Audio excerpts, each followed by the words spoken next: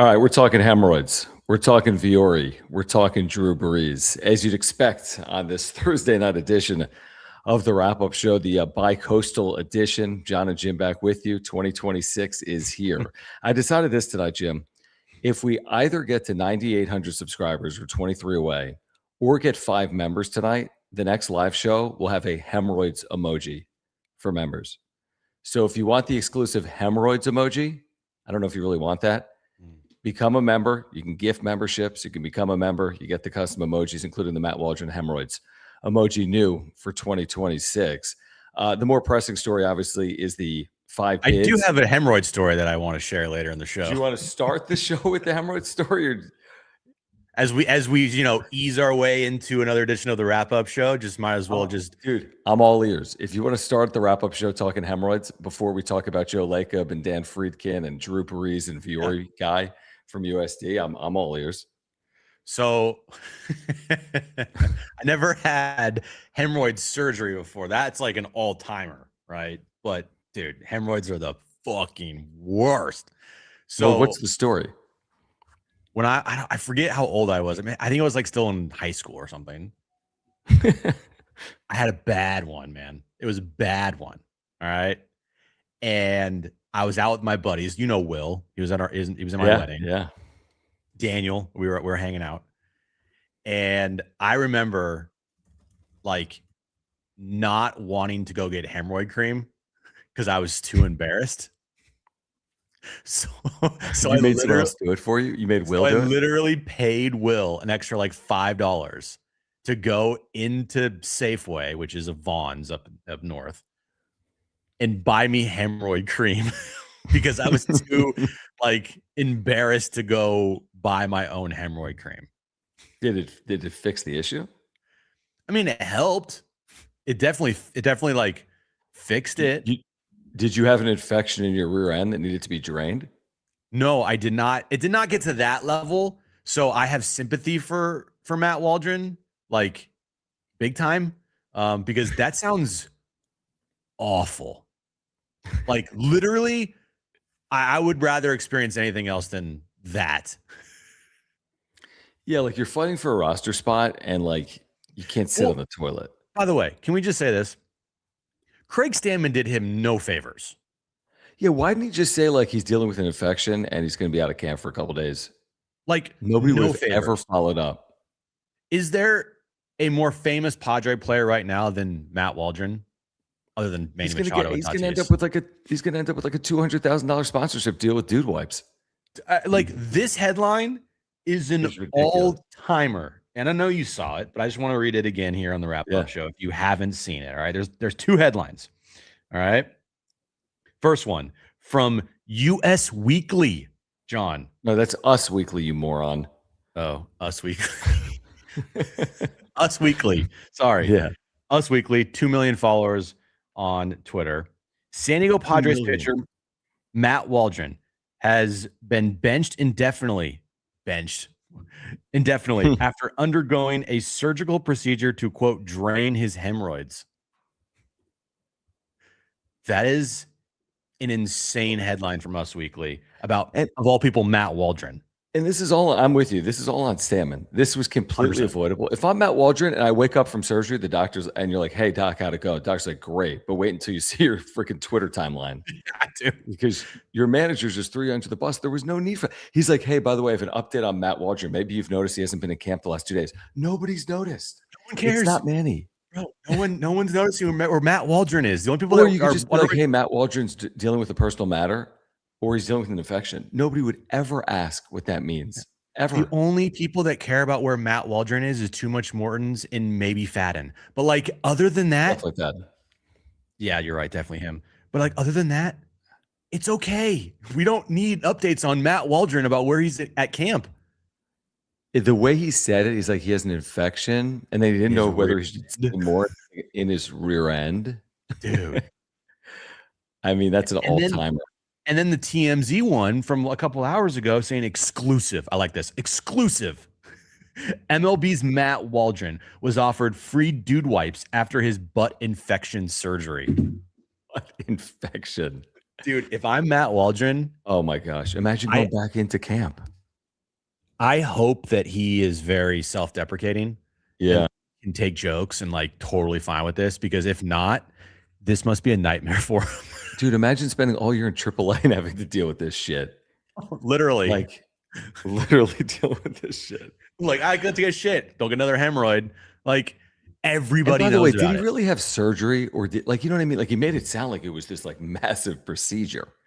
Well, I don't know. I mean, when you get like, when you go to the doctor and the Surgery? doctor has to like cut into you, like that's technically a surgery.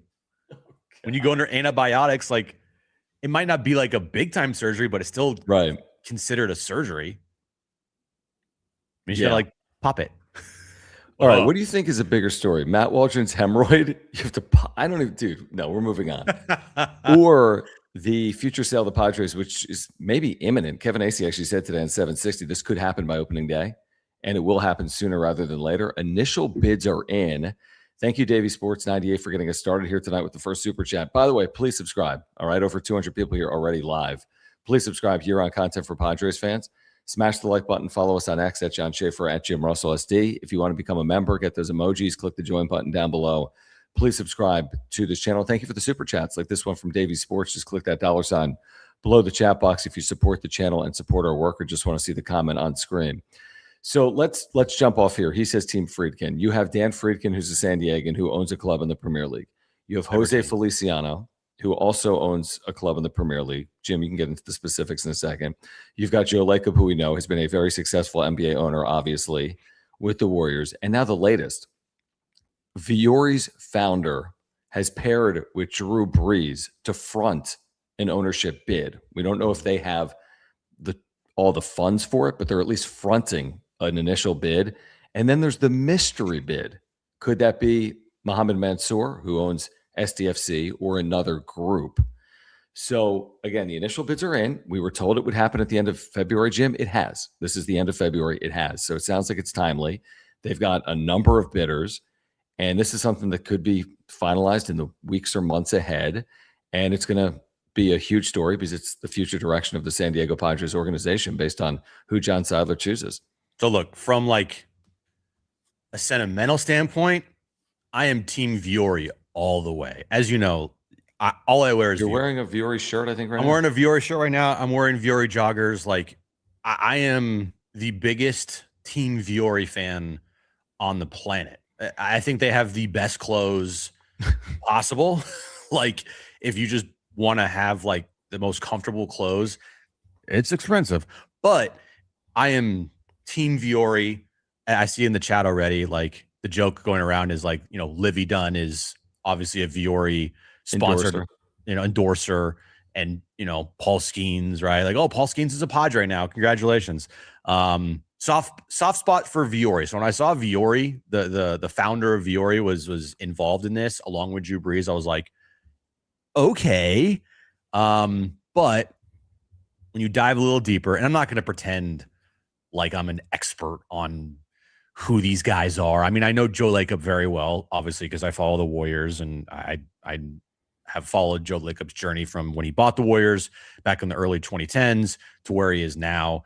So I know a lot about Joe Lacob, but everybody else, not much about. But when you just kind of dive a little deeper into it, I'm with Davey Sports. Freakin, to me, Dan Freakin, he, the billionaire who owns Everton Soccer Club.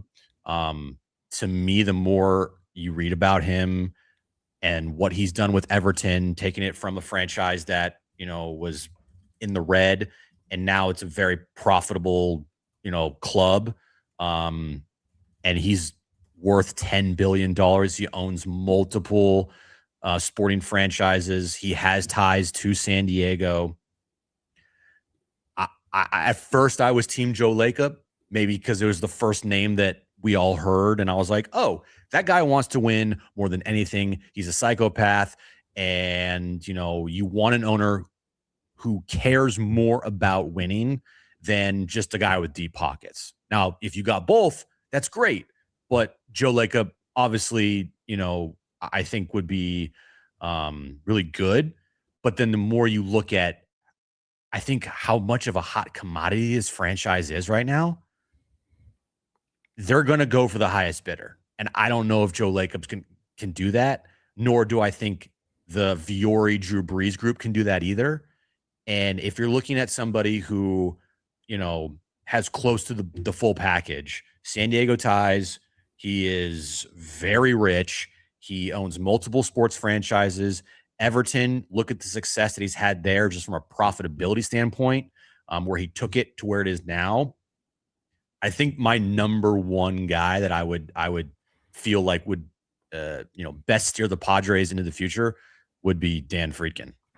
My question is this from Tyler. It's like, listen, the Vuori story is a great one, and the company is valued right now at $5 billion, but the company isn't buying the Padres. No. They have a board of directors. It would be the founder, this Joe Kudla, along with Drew Brees. But, I mean, I don't know how accurate this is, but it's probably a fair point. If Joe Kudla founded a $5 billion company, he doesn't have $5 billion. That's the revenues. You'd have to sell that. Yeah, he's not selling Vuori, which is like this absurdly popular growing brand that's now being sold worldwide, opening stores in Europe. The best clothing brand ever. But again, I mean, it's great because it's a local brand that started in Encinitas, Carlsbad, and you have Drew Brees, who spent 5 years here. Did he go to USD? He went to US. He graduated in 2015. He's 33. So, and he looks like a freaking model. The guy is handsome. I feel like they're the front men for the actual cash flow. It's the same thing with Magic Johnson with the Dodgers. Now, Magic Johnson's ultra rich, but he didn't put up all the money. He's representing ownership. He's like the PR mouthpiece for the organization. Manny Machado with SDFC. He doesn't own a majority of the team. He might own 1% of the team. But, again, I think the PR, everyone loves the idea of Drew Brees and Vuori. Like, that's your PR win. But let's say they were to win the franchise over. But are they willing to invest? That's all that matters to me. It can be the greatest cute story in the history of the world. But if they're not going to invest like Peter Seidler did, and I have no guarantee that Dan Friedkin would either, I just want the group that will throw the most resources at it. I don't care if they're from Timbuktu or from downtown San Diego. I really don't care. What I care about is the ownership group, like using the action to put the best team on the field, not saying they will, spending the dollars like Peter Seidler. And I don't think you're getting Peter Seidler, but you don't want Dean Spanos, Donald Sterling, worst owner. Like you need to do well here. And by the way, some of this is on John Seidler and the current owners because they're going to choose it. Well, I'm not choosing. You're not choosing. Fans aren't choosing. They may not choose the best. They may choose the one that is the highest, which may or may not be the best for the future of the Padres organization. But I'm just, if it's up to me, I'm choosing the one that's most committed. Yeah. And I hope that that's what John Seidler ultimately does. And we all know the saying, too many cooks in the kitchen. Yep. I would guess that the Vuori Brees group is a sizable one. Yeah, definitely.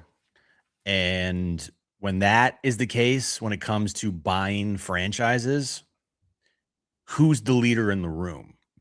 Who's making the final calls? Is it a group decision? Well, if it's a group decision, I mean, you can get 100 people outside and 98 of them will say the sky's blue and 2 of them will say it's green. Mm-hmm. So like for me, if I'm looking at, okay, who's going to buy the Padres?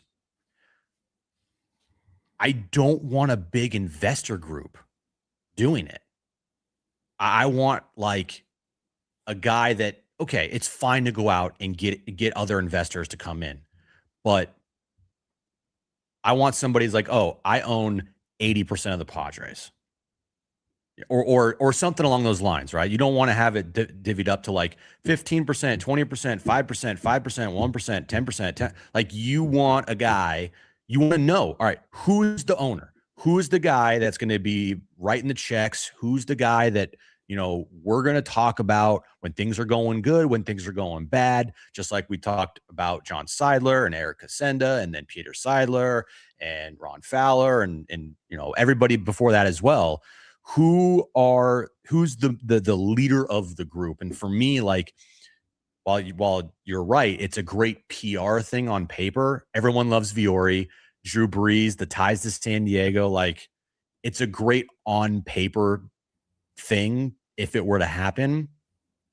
But I don't know if it's just as black and white as like, oh, those two guys are going to try to buy the team. Because again, like, the super chat said there, they're not worth billions of dollars like Dan Friedkin is, or like whoever the other names that are on the list. I don't think Joe Lacob's worth that much, but Dan Friedkin is a guy that like I just keep going back to him is like the guy that I think would be best, for the future of this franchise to buy the team. I mean, look at it like this, Jim. It's math. Like, Yeah. why are the Dodgers really good? Because they're backed by more money than exists. Why, the Rams behind with Stan Kroenke's backing. Now, I know there's a cap in football, but like they've thrown everything at it. They privately built a stadium that cost like $5 billion and acquired the land. You want the person with the most financial resources, as simple as that. And if you get that, at least it gives you a chance to go out and compete financially with these other clubs that you're playing on field with. You go the cute route. Oh, he's got San Diego ties and deep ties to the community, and they're going to be a great community partner. I don't want a great community partner. I want them to win 90 plus games. I don't want someone that grew up going to freaking, Lucadia.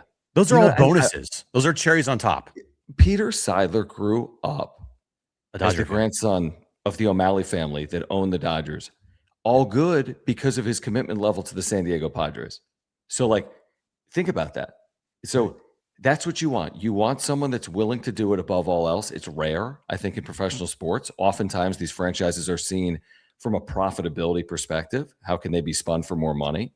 Mm-hmm. But I want someone that wants to win and has the resources to do it. Davey Sports, thank you, man, for the second super of the night. If you want to contribute, if you want to get your comment on screen, just click the $sign below the chat box. You can become a member by clicking the join button down below. He says Joe Lacob doesn't have money on his own, so he'd be this too. I don't know. He would be. I don't know. To me, he would be a front-facing figure, though, who has run sports franchises, who has taken the Warriors. Even though I've said with him, it's like 90% Steph Curry, why they're as profitable organization as they are, and why they have the arena where they do in San Francisco. But he is still the owner of that franchise. And he came up through the Boston Celtics franchise as well when they won their championship in the early 2010s and, in the 80s. And so, like, he's been around winning and he knows what it takes to win for sure. And he would be the headpiece, or at least the front-facing figure of whatever group he would have to try and buy the Padres. What's his name? Kudla? Joe, you said it earlier. I forget. Joe Kudla? No, it's like Kudla. Founder of Vuori. Someone had in the chat. Joe Kudla. Joe Kudla, Drew Brees. Does anybody have experience running a sports franchise with those two guys? The answer to that is no. So we're not making like athleisure. They would have. I tell you this: the Padres would have the best gear in all of baseball. Could you imagine buying a Vuori Padres quarter zip? Yeah, do you have $1,100? That's it. I mean, here's a great name. I mean, if there's a mystery buyer, who would you want it to be? Do you want Mansoor, who's been highly successful in a year plus with STFC? A name like Josiah, Stan Kroenke, tied to the Midway District. I mean, if there's just a home run bidder, out of left field bidder. I mean, I love the name Josiah. He's involved heavily in professional sports. He's one of the richest people in the world, by the way. You talk about someone with $10 million. I think Josiah's, he's the co-founder of Alibaba, which is the second largest company in the world, or one of the largest companies in the world. So, like, what would you hope for from a mystery perspective? I think the Mansoor story, Jim, is a good one, but he bought SDFC for $500 million. This thing's going for $3 billion. Like, it's hard to compare a $500 million transaction to a $3 billion transaction and the payroll of professional soccer to the payroll of professional baseball. So I think he's a great name. I think he's been very successful. But again, when you start talking about deep pockets, are they deep enough to be the majority owner of a Major League Baseball team? Yeah, we'll obviously find out. I think this thing is gonna exceed expectations. I really do. Yeah, definitely. I do think they're going to sell. I don't think they're going to be like the Twins and the Angels. Yeah, like, just kidding. Like, oh, sorry, we're actually not going to do it.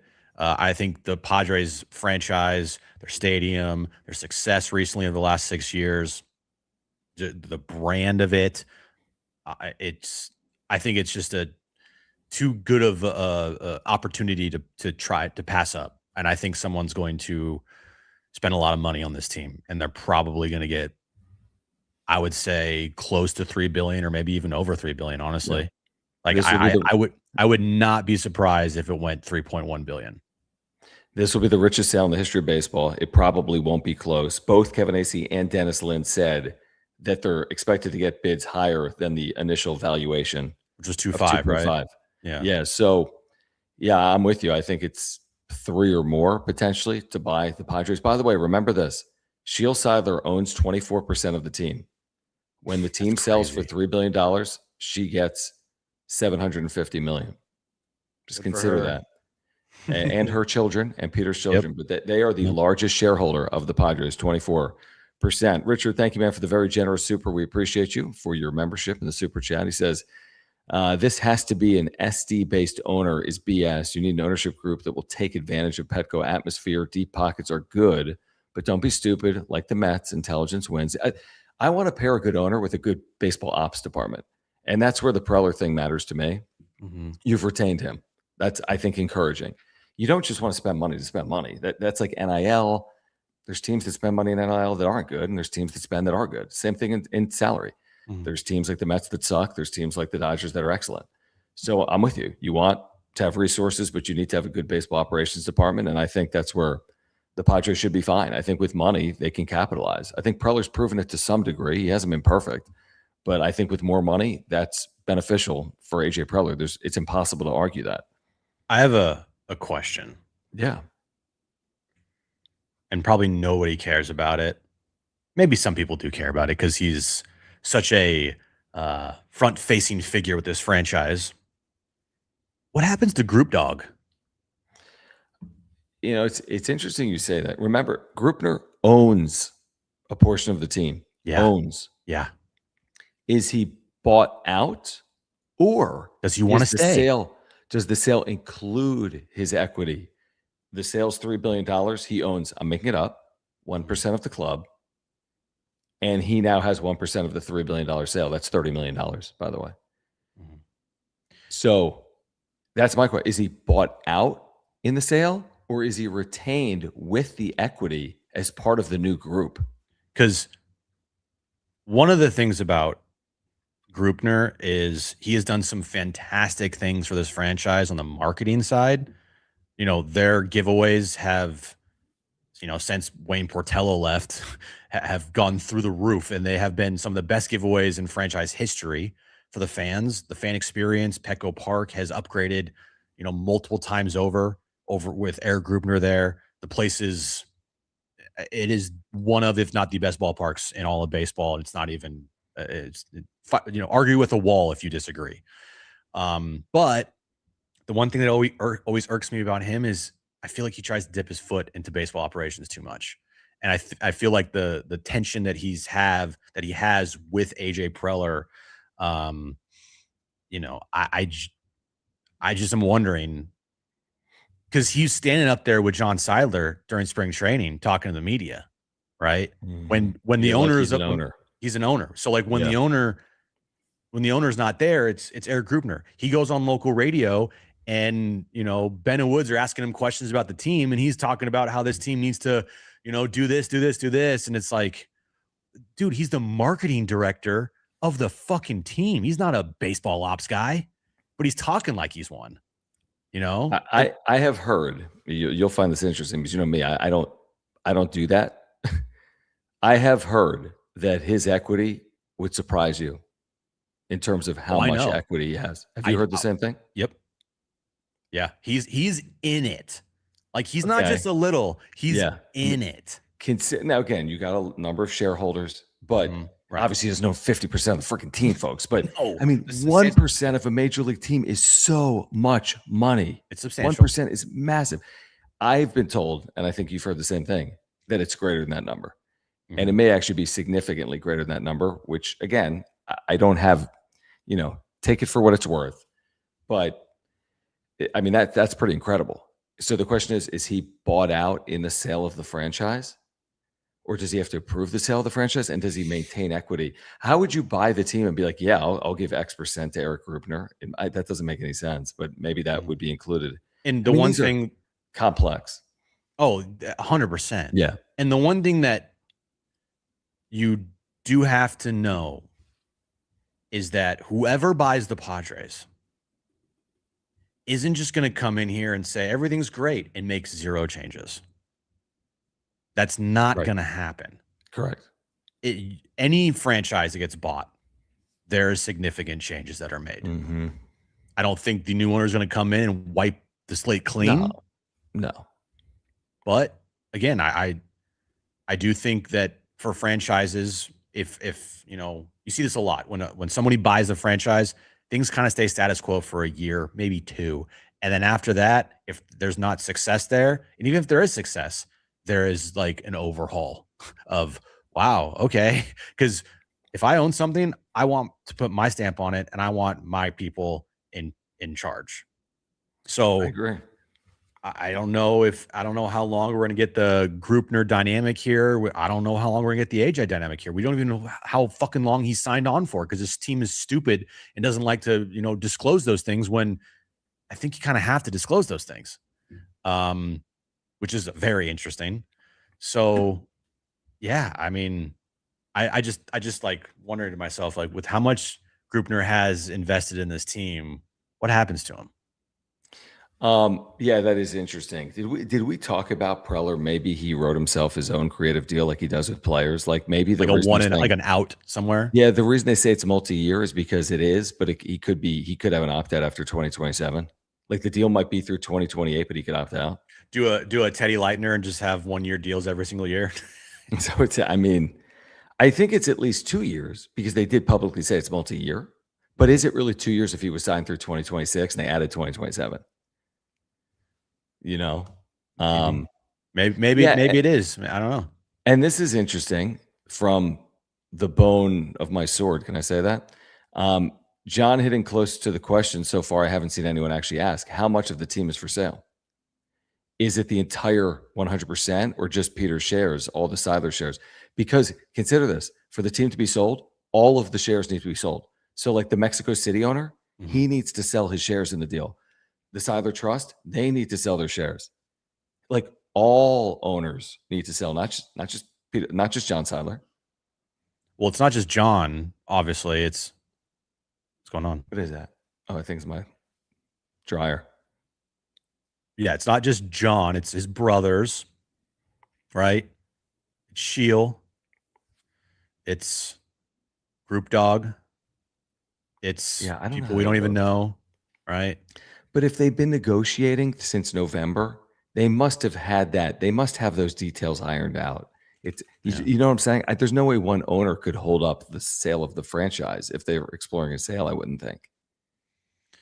This is interesting. And Darren knows, obviously, he's tied in for sure. And this would not surprise me at all if Joe Lacob had the inside track because, like I said, he's a psychopath in a good way when it comes to winning. He wants to win at all costs. And when you bid on something, it's like sports. You want to win. You don't want to lose.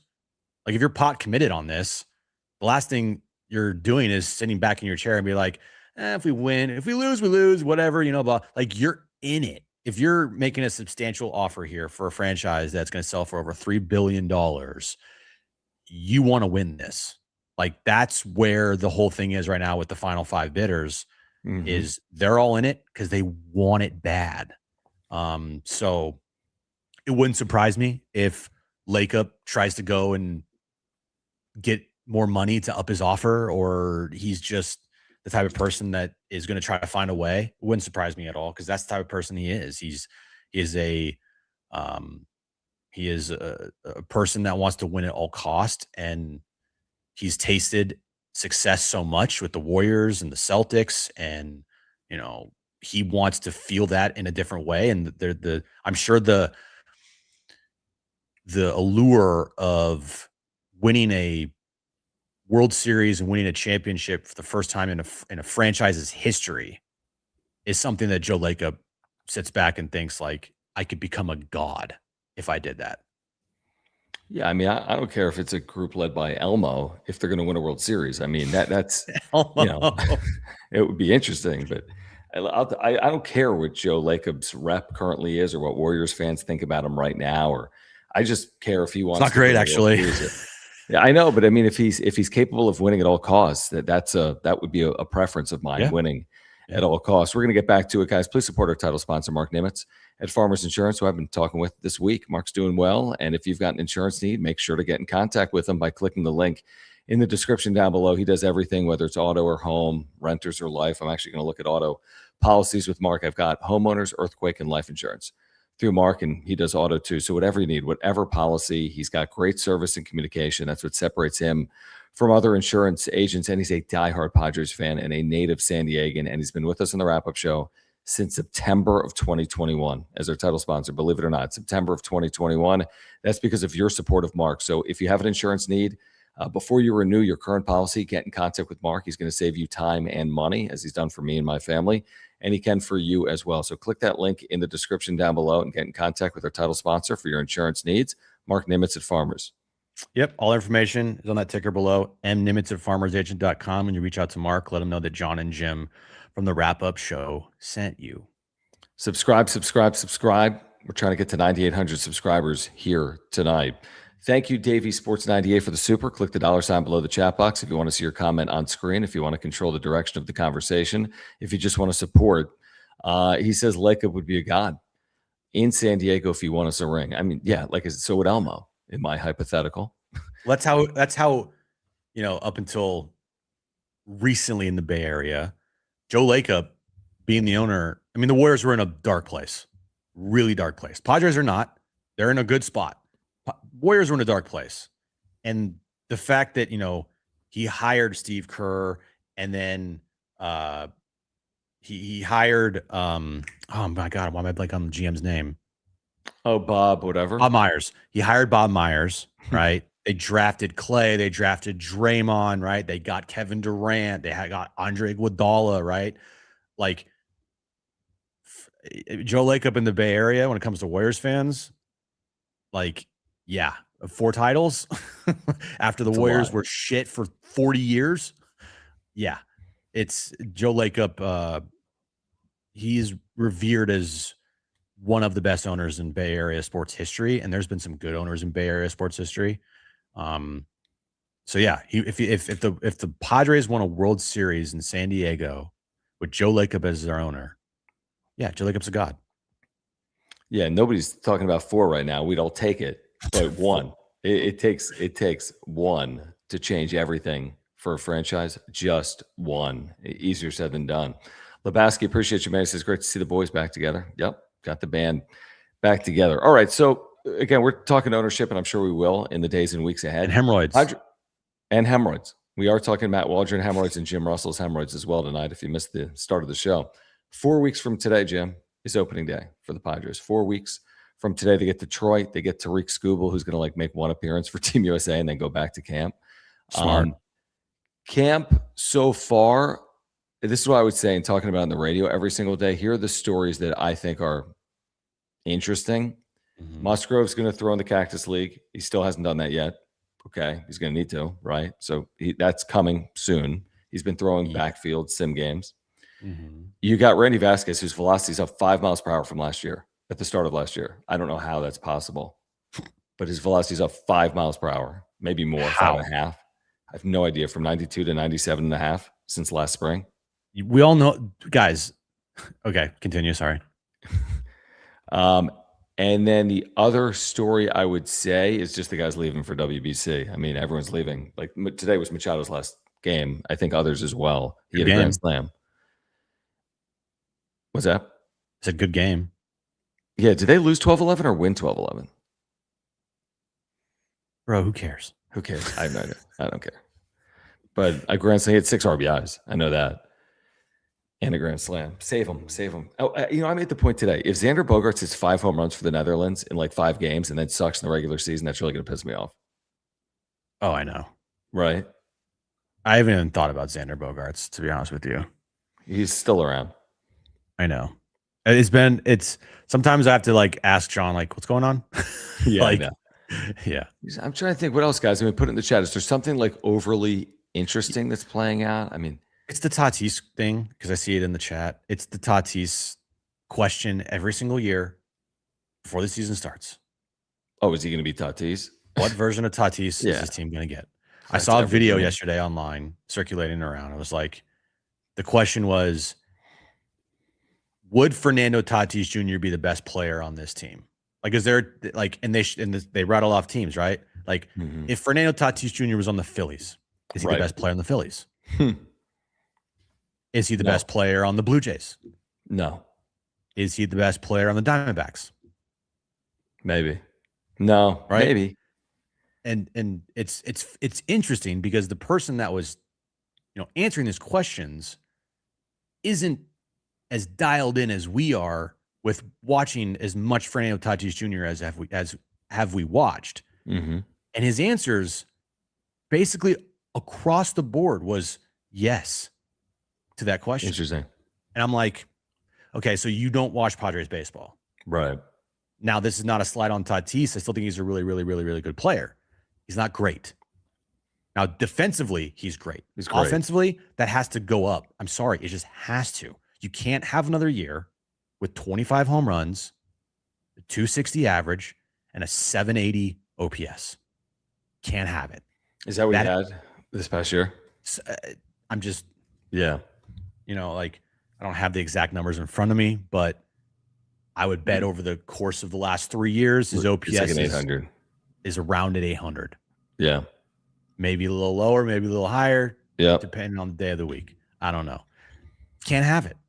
Has to be a 900 OPS player, or at least close to it. I mean, if you told me this year he's an 890 OPS player or an 880 OPS player, I'd be like, sign me up. Great. Awesome. Love it. Right? 31 homers, 880 OPS, 93 RBI, 272 average. I would sign up for that right now. Now, it's not the MVP, oh my God, Tatis that we saw, but that also was a Tatis that potentially was, I don't know. So that's the question for me. It's like, Tatis, what's he going to be? And then the second one, I think, like, that's 1A for me. 1B, you mentioned it. Like, what's Joe going to look like? Yeah. Right? Talk about he's kind of like a pretty important piece of this puzzle because they did not sign Merrill Kelly, who went on like MLB TV and was like, I didn't sign with the Padres because taxes are stupid high there, which is like, okay. Great. But like, because they didn't get Merrill Kelly, now you're going to rely on Joe more.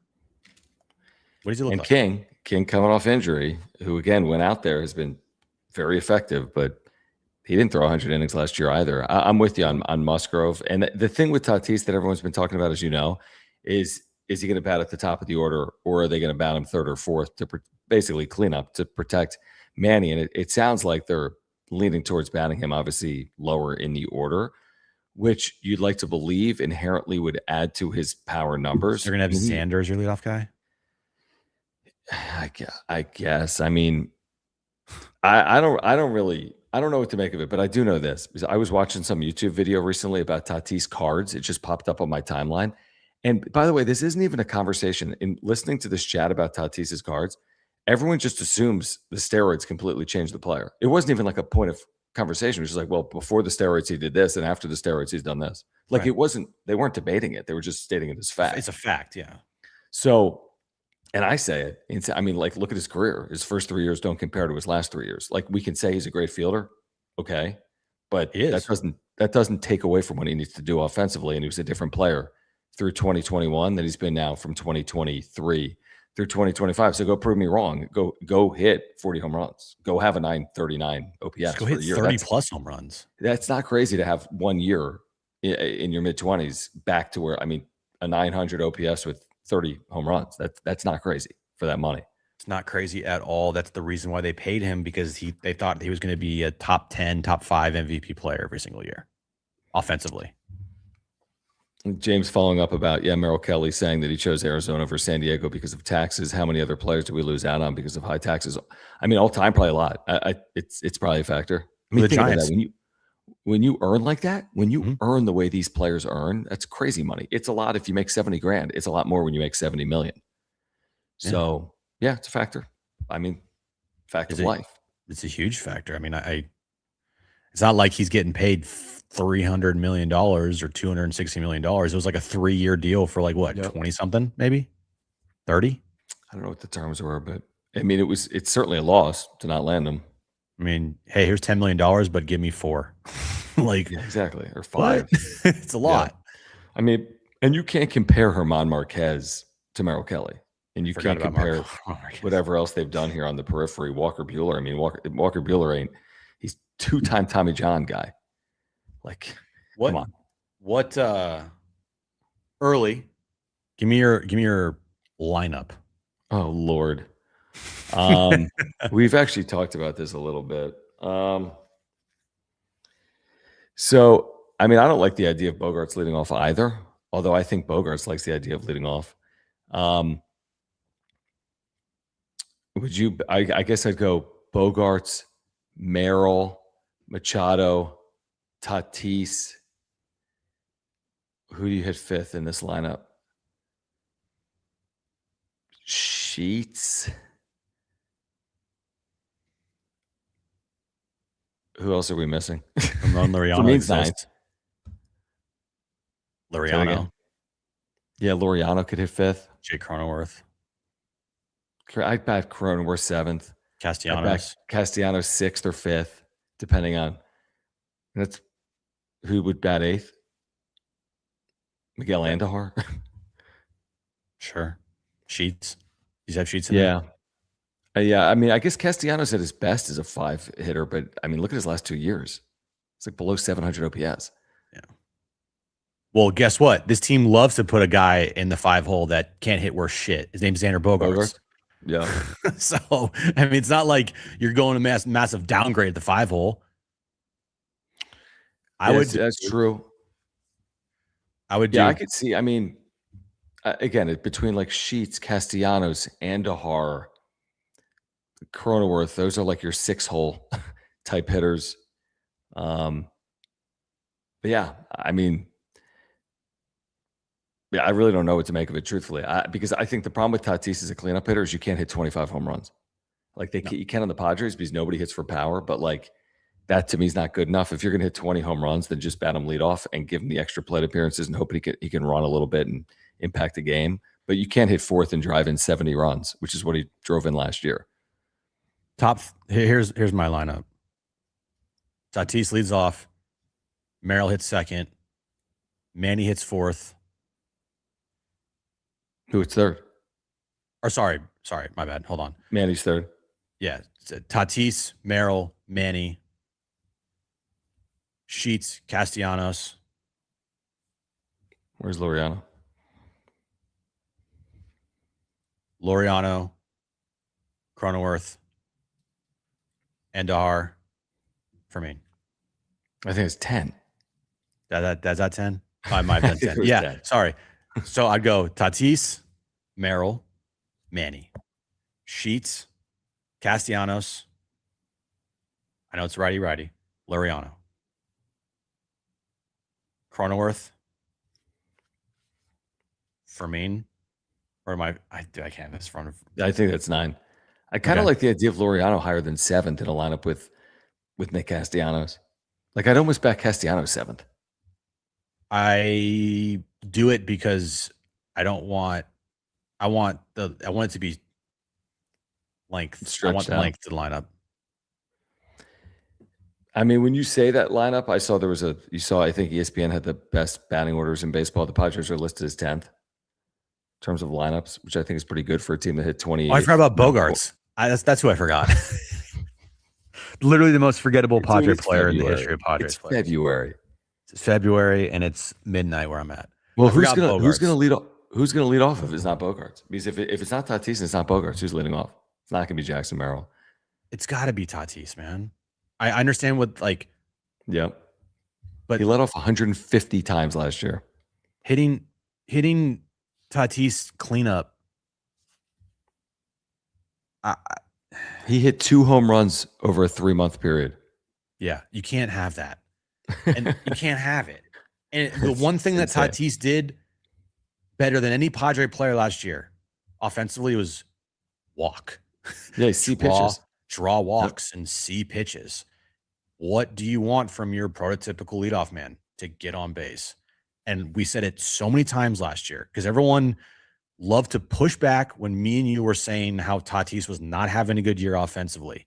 And everyone kept telling us he's having a great year. Why? Yep. Because he's getting on base via the walk. And we're like, can he fucking hit a home run one time? Like, great, Yep. he gets on base.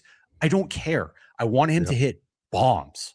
And if he's not going to be hitting home runs, then in the 4-hole would be useless. Completely useless.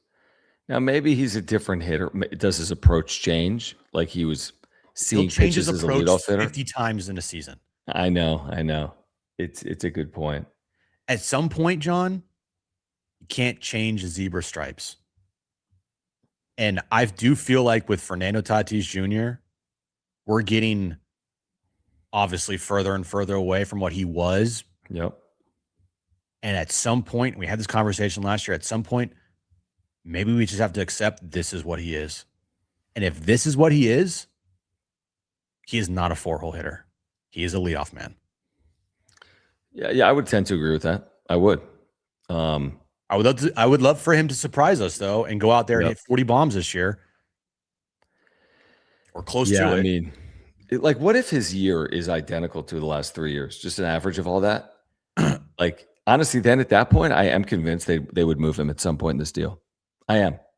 If he's got another 800 OPS, 24 home runs, but John, he takes home run balls back. Okay. I mean, he's making $350 million. Right. So, yeah, I think if it happens again, and I don't know how high you're selling, there's certainly going to be a lot of interest. I think change of scenery discussion will come up. Maybe, what'll happen. He'll go to the Yankees. He'll hit 51 home runs. Correct. His first year. But I would think that the Padres would entertain something with the money that he's owed for the next half decade plus.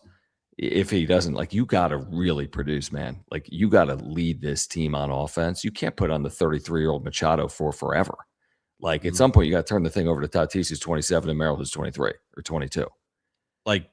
Just go back to when they signed him. That what was the contract called? Statue contract.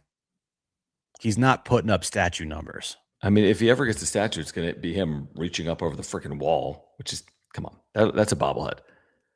Yeah, Rich is right over here. Did you see Machado went to Gruppner and asked them to move the walls in? Stop it. Really? Yeah. I did not see he that. said, well, to create more revenue, you can sell more seats, but you can add seats by moving. They've moved the walls in enough. I don't think that's the cure to the Padres offense. I really don't. They've done that 3 times in franchise history. No, the cure is approach. Yep. Better players. You move the walls in, it impacts the other teams too, by the way. Yeah. I mean, look, if you want to say that the quote unquote dead ball is a reason, or the changing of the balls from a couple of years ago, because if I remember when I was covering this team every single day back in, I think it was 2017 or 2018, Padres hit the most home runs in Petco Park history that year. There was that one year, yeah. They hit a lot in that fake season too, didn't they? In the summertime, 2020. They did a lot. At the time. Yeah. Again, is it because of the baseballs? Yeah. Whatever. Right. I just think that the approach of the team was shit last year. Awful. Terrible. And that's got to change. And it's not about hitting a bunch of home runs, which is obviously something they have to do more of. Yep. Because one thing that we found out last year, just by doing the research, you don't win a World Series unless you hit home runs. That's right. It's just a fact now in today's baseball. You do not win World Series unless you hit a bunch of home runs. You don't have to hit the most home runs, but you got to be like in the top 10, 12 in baseball. I would say top 10. You got to be top 10 in baseball and home runs to be considered a World Series. Does this lineup have any shot to be top 10 in home runs? Only Yep. if Tatis goes for 40.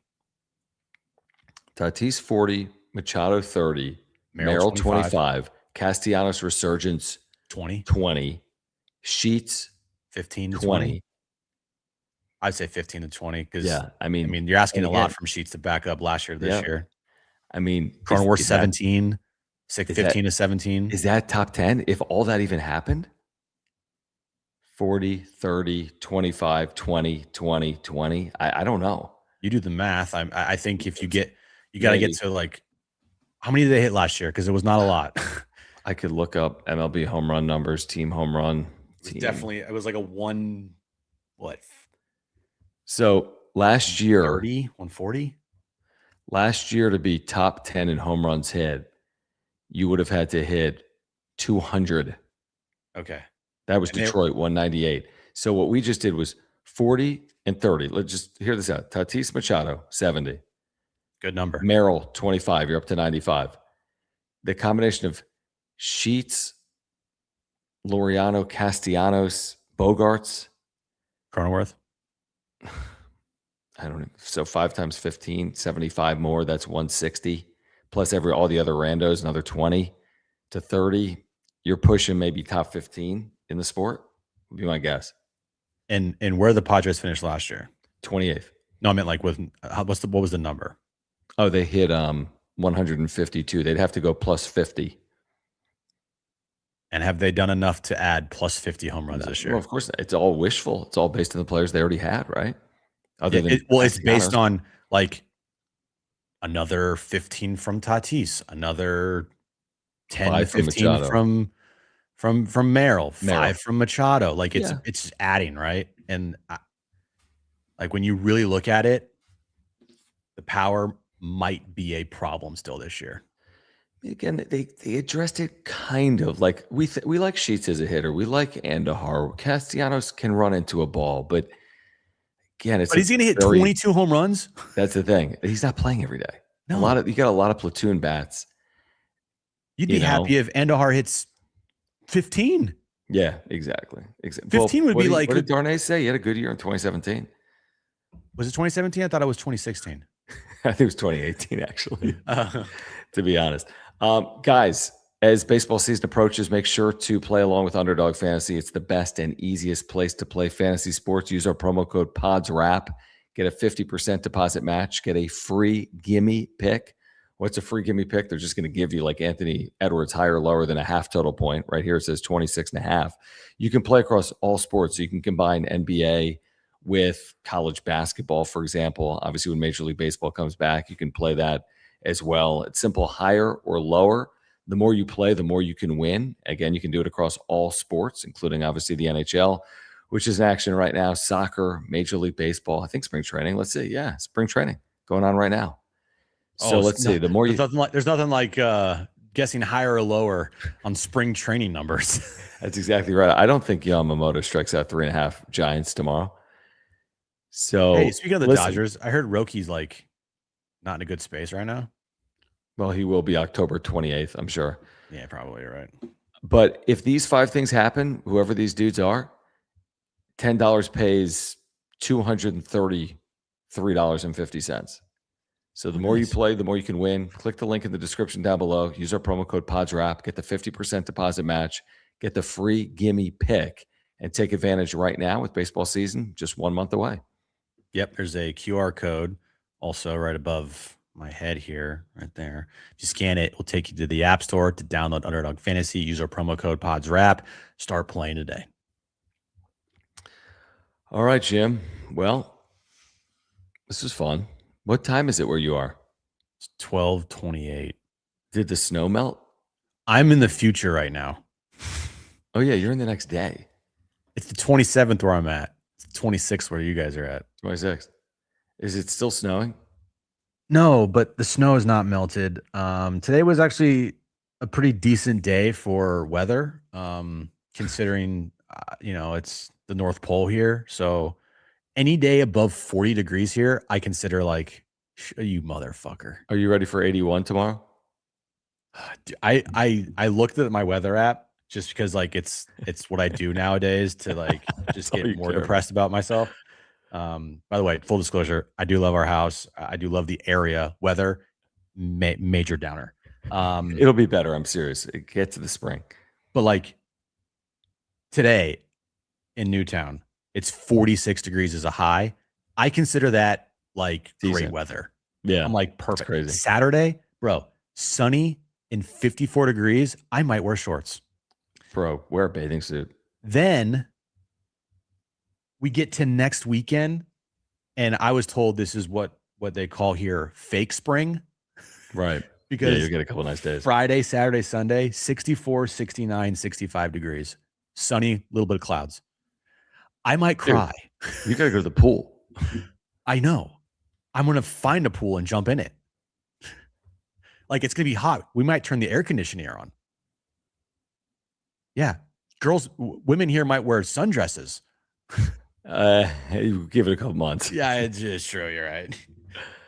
Oh, look, user YR just moved from Pennsylvania to California. Oh, I'm in Pennsylvania, actually, user YR. So I did the opposite. Yeah, which is the opposite of what I did. I moved from Pennsylvania to California 9 years ago. You know what? Actually, it's funny. So, like, side note, like I'm looking for card shows here. Yeah, and there's a card show in Allentown. Let's go. I lived there for 9 years. I was like, do I drive to Allentown? But It's then not too far. I know it's not too far, but you always tell me like, don't move to Allentown. Dude, don't go to Allentown. My car got stolen off the freaking street in Allentown. Yeah, so I don't know. Allentown is Allentown. It's Allentown. I mean, Billy Joel wrote a song about it. It's blue collar as it gets. Okay. I mean, where's the show? Where's the show? I don't know. I just saw that it's at Allentown. There was another one in Cherry Hill. I know where Cherry Hill is. There's two Allentowns. There's an Allentown, New Jersey. No, this is Allentown, PA. Okay. And Cherry Hill is lovely. Philly suburb. Yeah. Speaking of cards, dude, look what I ordered. Look what I got for my like Kobe Bryant card group. Look at that. I got like 6 cards. So speaking of Pennsylvania. You have a card group? Yeah, I'm on like a Facebook. It's hard to see these, but these came in the mail today. How much did you pay for those? Like $1 each? Probably like 15,000. I have no idea. I just buy things, you know me. I know. Just like random cards. For those that are unaware, I went to high school with Kobe. I'm actually close by. You're right by. You need to go by Lower Marion is what you need to do. I will. You want to see what I got at a card show? Sure. Let's see. Break it out. Come on. So, what'd you get? Hemorrhoid cream? No. Where's my cards? Here we go. I got. Ooh. Yeah. Why's your camera better than mine? Because I take care of it. I don't know what I'm looking at, but they look nice and shiny. They're Pokemon cards. That's a cool card. Typhlosion. Ethan Typhlosion. Love some Typhlosion. I'm just practicing for when I become a Pokemon YouTube streamer and just like rip packs and just like do this and then dude, that'd be dope. Make money. That'd be so sick. I got that. So dope. That, and then whatever. Then anything else you want to show us? I do. Yeah, I do. Sure. Come on. I got this PSA 7 2000 Blaine's Charizard that I traded. Good. Yeah, it's pretty good. I was just like, what? So where was this show? This was in like Philadelphia area? This was like down the street from me at like Sheraton. It's amazing. Then, big boy, I traded in some cards. I got this. You have no idea what this is. It's a sealed box. It's a Pokemon Center ETB. What's that? It has like 11 packs in here, so it has 110 cards. Yeah. It's a special Pokemon Center, so like the promo card in here, it has a Pokemon Center stamp on it. The market for this right now is like 300, maybe a little less. Are you going to But keep it I'm not opening it. No, you don't open these. ever? No, you don't open them because you lose the value. You keep it. And so, like, if you look at Pokemon Center ETBs right now from like 5 years ago, like the 151 ETB is What are you like talking about? over $1,200. And MSRP for it was like $60. I did work with him, by the way. He worked in minor league baseball. Was he in With Allentown? everybody. I don't know. I do. I know everyone in broadcasting. Yeah, I Anyway. did. Where is Ian? He's a commentator for who's AEW ROH? Rochester? Ring Rochester. Oh, this is No, wrestling? Ring of Honor, you idiot. Yeah, I remember Ian was getting into wrestling like 15 or 20 years ago. He was in Allentown. Yeah. Yeah. Mention my name to him. He'll know who I am. Jeez. Yeah, AEW All Elite Wrestling. Is that the one with like the women? No, you idiot. Yes, it's an investment. How much is your card collection worth right now? I actually was doing the math on it the other day. It's not a lot. Probably like A couple K? 25 to $3,000. Dude. Freaking it's like a 401k. No. I mean, I don't know.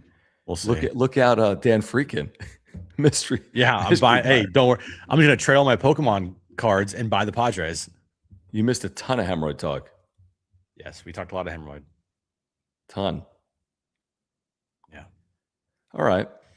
So what are Okay. you doing? What are you doing up every night, by the way? Not sleeping. Look at this. Don't leave him in the car in Allentown. I would not. What am I doing up? Well, usually I'm asleep, but like No, you're not. I text you. You text me back. there's some nights I go to bed before midnight. Yeah, But you know me, dude. San Diego, I would still be up this time anyway. I know. San Diego, I would go to bed like 12:31 every morning, every day, I know. and then wake up at like 9. Okay. What did you miss over the last hour? Matt Waldron has hemorrhoids. There's 5 potential buyers of the Padres, and Jim bought a Pokemon box he can't open. Not that I can open it, I don't want to open it. I respect that. All right, you want to run? It's like midnight. What did you plan on talking for another 2 hours? I don't know. I You talked I for don't know. 5 hours today How about this? solo. Hold on, you're gonna love it. Oh, is that not the worst thing ever? It's the worst thing ever. How did you do that? Why are you doing it? I've been doing it for 2 months. Get a fucking at this co-host. point, Be a man. I'm like, I can just. Actually, it's do not it, on but- you. So yeah. But what'd you say? I said, get a it's co-host. not my Be a fault. man. But it's not your fault. Hear me out. I am off the air for the next 3 days. Tomorrow I go to Albuquerque Oh my god. and their game Saturday, and then I go Monday to Boise on the team charter afternoon, and they play Tuesday at 6 p.m., which means I don't have to do the show because of the start time. How happy are you? So happy. You're like, can we just have this all the time? I like the show. Just doing a solo show for 4 hours is a bit much. Yeah. Oh, It's only been. did you freeze? I can't believe I called in yesterday and didn't ask about his crypto and like. Oh yeah, his Jim car was on the sales. air yesterday. Did anyone hear that? No. No, some people commented on it. Oh, nice. I think earlier. Go back and listen to that. Well, All right, let's tired. see. Where are we on subscribers, real quick? Because I was trying to get to 9,800. Well, probably not going to happen, John. You're probably not. Because we're at All right, we're 70 19 away. We're 19 away. 19 away. If you're here right now, live or on replay, would you please subscribe to the channel? Pretty Ken says it please. was a good segment. I think we have J-Riff tomorrow. Okay. Okay. So yeah, I think Okay. J-Riff tomorrow. But please subscribe here on Content for Padres fans. We need to get to 10K by opening day. Please support this channel and Please. subscribe. Smash the like button for us. Follow us on X, John Schaefer, at Jim Russell SD. If you're here on replay, thank you for the super thanks. We appreciate you guys. If you want to become a member, click the join button down below. Jim, enjoy the 50-degree weather. potentially. I will. I'll enjoy Big the hell out of trade. that. And we'll, of course, be with you in the days leading up to opening day, just 28 days out for the Padres. WBC about to start. Padres about to be sold. Matt Waldron. I don't know what to say about Matt Hemorrhoids. Waldron. Hemorrhoids. We've got you covered. We've got you covered. All right. Appreciate you guys. Enjoy the rest of your evening, and we will catch up with you next time on the Wrap Up Show. Peace. Peace.